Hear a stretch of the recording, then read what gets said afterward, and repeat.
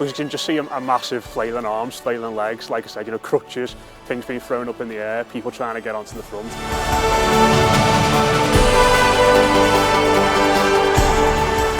There's no feeling like it when you get to celebrate a goal. You sort of feel alive, don't you, in that sort of 5 seconds.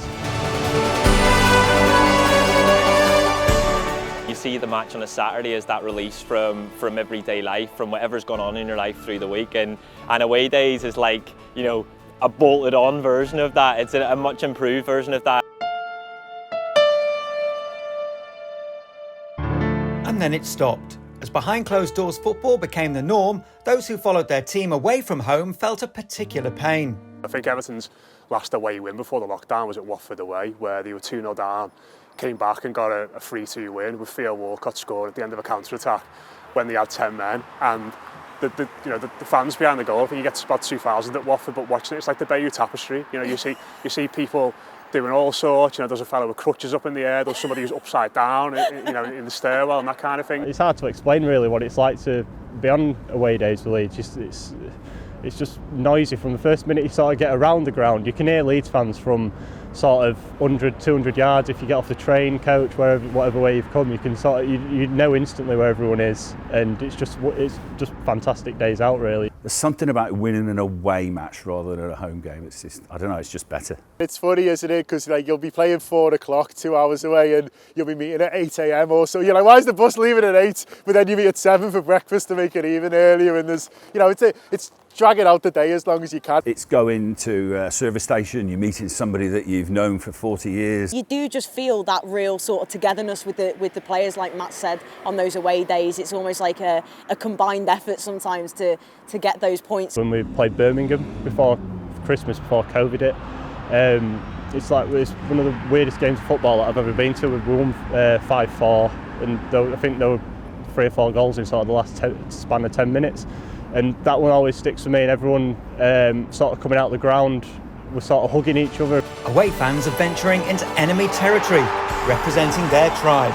There is that feeling when you're in the stadium that you've got this little pocket, but even around the stadium when you're walking in, you know, games like United's, they've got that feeling of a different edge to them. You do sort of puff your chest out a little bit when you go into all these different cities, wherever it may be, on that weekend. It's funny, isn't it, on away trips on the coach, because the coach, it takes you right to the stadium, so you're going in there and you're right there, and it does feel like a bit sort of going to battle really. And there's places that I say I've been to and I haven't really. I've just been to the stadium, and then you go with your missus or something, you're like, oh, this is lovely, it's lovely Birmingham, isn't it? I've only been to Aston Villa. Some journeys are longer than others. These fans' 1,700-mile round coach trip to Kiev for the Champions League final in 2018 was a test of stamina.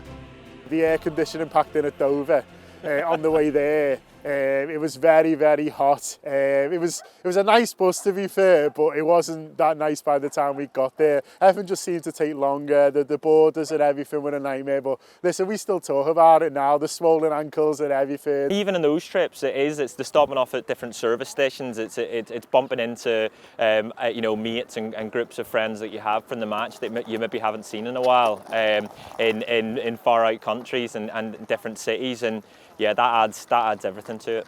Last away game I got to go to was Hull away for Leeds, which was a fantastic day.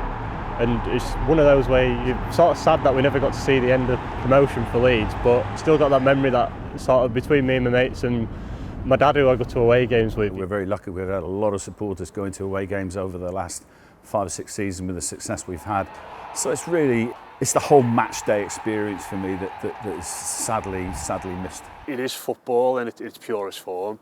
And in an age where it feels as though the players are further away from us all than ever, I think the closest you really feel to a footballer and your team is in those final few minutes when you've got on the road and got a good result and they all come over and you're all in that moment together. It's only about 3,000 of you, 2,000 of you, wherever it is. It's those priceless 10 seconds. Football's away days, special times that can't return soon enough for so many supporters across the land.